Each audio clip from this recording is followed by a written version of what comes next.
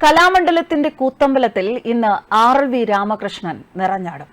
ആർ.എൽ.വി. രാമകൃഷ്ണന് നൃത്താവതരണത്തിനായി കേരള കലാമണ്ഡലത്തിന്റെ ക്ഷണം. കലാമണ്ഡലം സത്യഭാമ എന്ന് അറിയപ്പെടുന്ന കലാകാരി രാമകൃഷ്ണനെതിരെ നടത്തിയ വിവാദ പരാമർശത്തിന് പിന്നാലെയാണ് നൃത്തം അവതരിപ്പിക്കാൻ അദ്ദേഹത്തെ കലാമണ്ഡലം തന്നെ നേരിട്ട് ക്ഷണിച്ചിരിക്കുന്നത്. ക്ഷണം ആർ.എൽ.വി. രാമകൃഷ്ണൻ സ്വീകരിക്കുകയും ചെയ്തു. ഇന്ന് വൈകിട്ട് 5-ന് കലാമണ്ഡലത്തിന്റെ കൂത്തമ്പലത്തിലാണ് മോഹിനിയാട്ടം അവതരിപ്പിക്കുക. ഇത് ആദ്യമായാണ് തനിക്ക് ഇത്തരമൊരു അവസരം കിട്ടുന്നതെന്ന് രാമകൃഷ്ണൻ പറഞ്ഞു. കലാമണ്ഡലത്തിൽ ഗവേഷക വിദ്യാർത്ഥി കൂടിയായിരുന്നു രാമകൃഷ്ണൻ.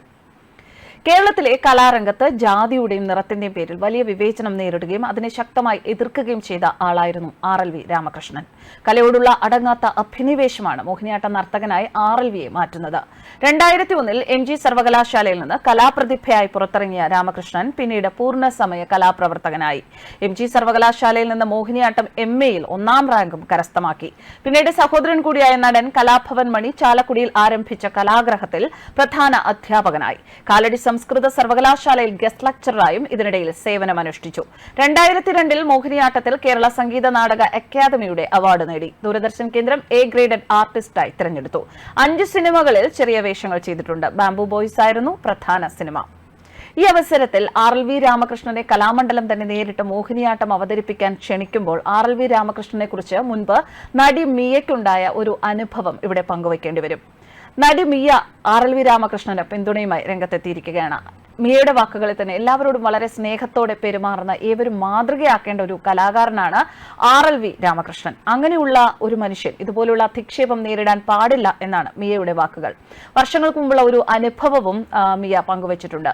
ആർ.എൽ.വി. രാമകൃഷ്ണൻ സാറിനെതിരെ വളരെ അധിക്ഷേപിക്കുന്ന രീതിയിൽ ഒരാൾ സംസാരിക്കുന്ന ഒരു വീഡിയോ കാണാനിടയായി. ഈ സമയത്ത് രാമകൃഷ്ണൻ സാറിനെ കുറിച്ച് എനിക്കുണ്ടായ നല്ല അനുഭവം നിങ്ങളുമായി പങ്കുവയ്ക്കണമെന്ന് തോന്നി. കുറെ വർഷങ്ങൾക്ക് മുൻപ് ഞാൻ +1-ൽ പഠിക്കുന്ന സമയത്താണ് പാലായിൽ കോട്ടയം ജില്ലാ കലോത്സവം നടക്കുകയായിരുന്നു. അവിടെ വെച്ച് മോഹിനിയാട്ട മത്സരത്തിനിടെ ഉണ്ടായ സംഭവമാണ് ഞാൻ പറയുന്നത്.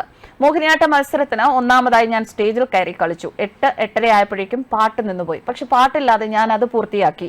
സാങ്കേതിക തകരാറ് മൂലമോ കർട്ടൻ താഴെ വീണു പോവുകയോ ചെയ്താണ് പ്രകടനം നിർത്തേണ്ടി വന്നത് എങ്കിൽ ആ കുട്ടിക്ക് വീണ്ടും അവസരം കൊടുക്കണം എന്നൊരു നിയമമുണ്ട്. എന്റെ മമ്മി അത് വന്ന് അധികൃതരോട് സംസാരിച്ചു. അങ്ങനെ വീണ്ടും കളിക്കാനുള്ള അവസരം കിട്ടി. ഇനിയും 5-6 പേർ മത്സരത്തിനുണ്ടായിരുന്നു. അങ്ങനെ ഗ്രീൻ റൂമിൽ പോയി വിശ്രമിക്കുന്നതിനിടെ രാമകൃഷ്ണൻ സാറിനെ കണ്ടു. രാമകൃഷ്ണൻ സാർ എനിക്കൊപ്പം മത്സരിക്കുന്ന ഒരു കുട്ടിയെ ഒരുക്കിക്കൊണ്ടിരിക്കുകയായിരുന്നു.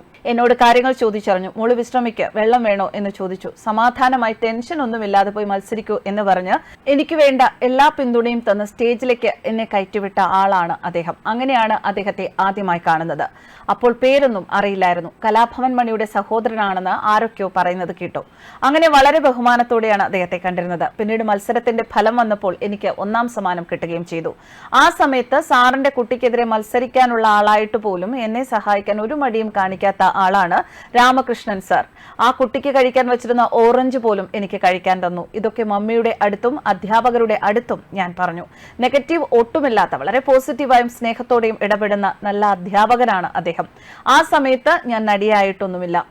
ഈ സംഭവം എന്നെയും കുറെ കാര്യങ്ങൾ പഠിപ്പിക്കുകയായിരുന്നു. ഒരു കലാപ്രകടനത്തിന് ഒരാൾ നിൽക്കുമ്പോൾ അയാളെ പിന്തുണയ്ക്കുകയാണ് നമ്മൾ എല്ലാവരും ചെയ്യേണ്ടത്. അത് എതിരെ മത്സരിക്കുന്ന ഒരാളാണെങ്കിൽ പോലും സ്നേഹത്തോടെ ഇടപെടുക എന്ന പാഠമാണ് ഞാൻ അവിടെ പഠിച്ചത്. അങ്ങനെയുള്ള ഒരു മനുഷ്യൻ ഇതുപോലുള്ള അധിക്ഷേപം നേരിടാൻ പാടില്ല. എല്ലാ പിന്തുണയുമായി ഞാനും കൂടെയുണ്ട്. ഇതാണ് മിയയുടെ വാക്കുകൾ. നമ്മുടെ നാട്ടിലുള്ള സംസ്കാര സമ്പന്നരായ കലാകാരന്മാർ, അതാണ് ശരിയായ വാക്കുകൾ. കലാകാരന്മാരിൽ സംസ്കാര സമ്പന്നരും ഇല്ല എന്ന് തന്നെയാണ് കഴിഞ്ഞ ദിവസം സത്യഭാമ ഈ വാക്കുകളിൽ നിന്ന് നാം മനസ്സിലാക്കേണ്ടത്. അതുകൊണ്ട് തന്നെ ഒന്നുകൂടി പറയുകയാണ്, സംസ്കാര സമ്പന്നരായ കലാകാരന്മാരെല്ലാം രാമകൃഷ്ണനോട് ഒപ്പമാണ്. കാരണം അദ്ദേഹം ഒരു കലാകാരൻ എന്നതിലുപരി നല്ല ഒരു മനുഷ്യൻ കൂടിയാണ്. News desk കർമാനസ്.